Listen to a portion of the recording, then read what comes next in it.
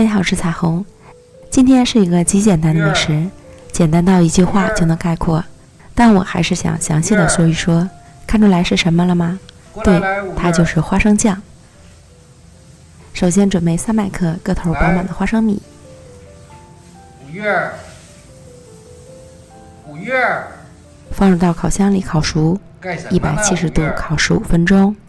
没有烤箱可以用锅小火炒熟。将烤熟的花生米取出来，晾凉后去皮。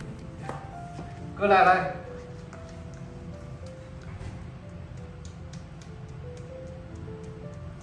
然后将去皮的花生米倒入到破壁机里，加入2颗盐，15克糖粉，开始研磨。来，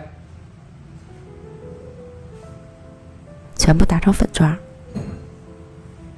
用刮刀拌一拌，因为底部已经逐渐出油了。再继续研磨，如此反复3到4次，直到花生米被研磨成细腻顺滑的花生酱。好的花生米一般都会自己出油，完全不用另外加油。但如果搅拌多次仍然不见出油，或是比较干，那就另外加一些熟的花生油一起搅拌，一点点的加，浓稠度按自己的喜好来掌握。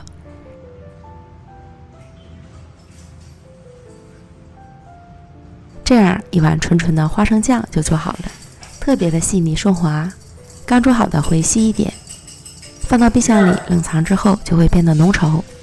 我可以负责任的告诉你，自己做的花生酱比你在超市买的瓶装的好吃太多了。